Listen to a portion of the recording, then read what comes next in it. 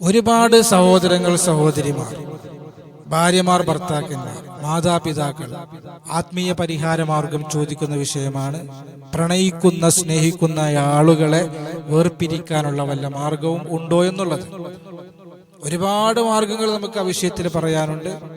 ഒരായത്ത് നമ്മൾ പഠിക്കുകയാണ്.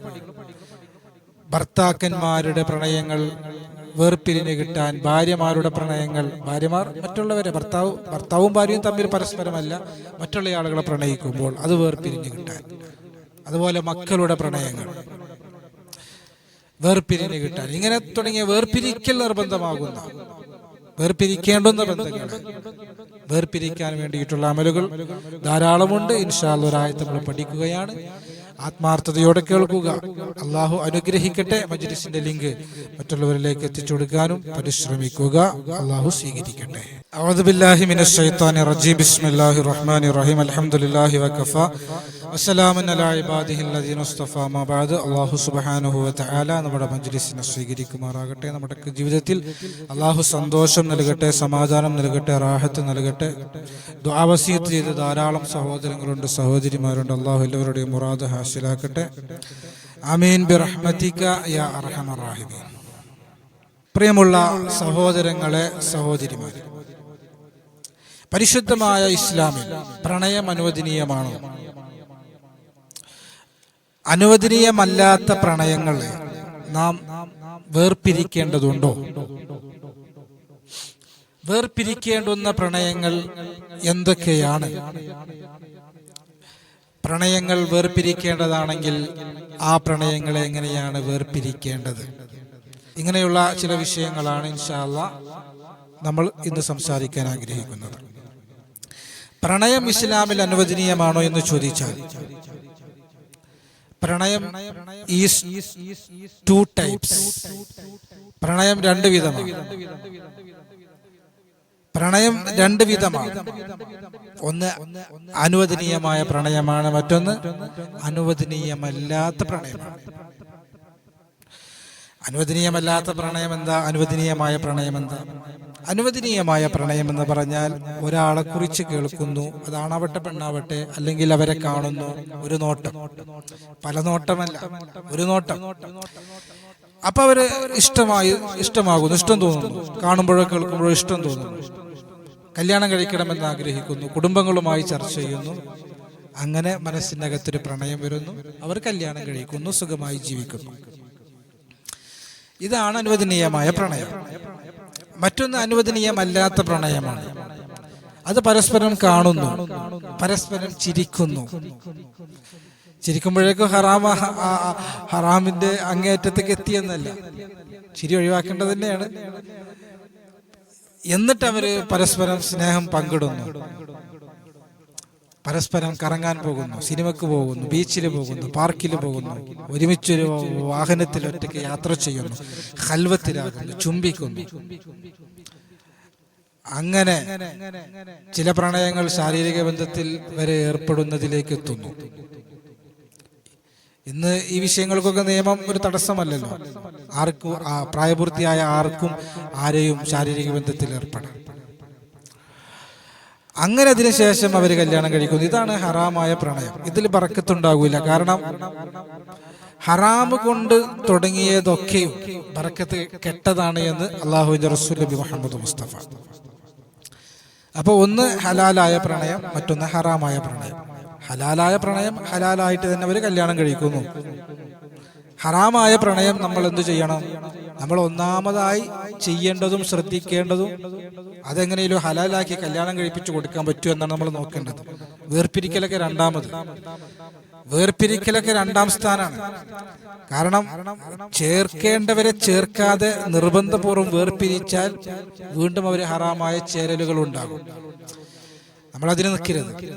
ചേർക്കാൻ പറ്റുന്നത് മാക്സിമം ചേർക്കുക എന്നുള്ളത് തന്നെയാണ് മുൻഗണന, ഒന്നാമതായി നമ്മൾ ചെയ്യേണ്ടത്. എന്നാൽ വേർപിരിക്കേണ്ടുന്ന ചില ബന്ധങ്ങളുണ്ട്. അത് ഒരാളുടെ ഭാര്യ മറ്റൊരുത്തനെ സ്നേഹിക്കുക.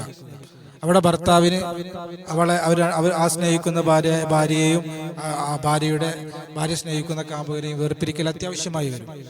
അതുപോലെ വിവാഹം കഴിഞ്ഞ ഭർത്താവ് വേറൊരുത്തിയെ സ്നേഹിക്കുമ്പോൾ ഭാര്യയ്ക്ക് അത് സഹിക്കൂല, വേർപിരിക്കേണ്ടി വരും.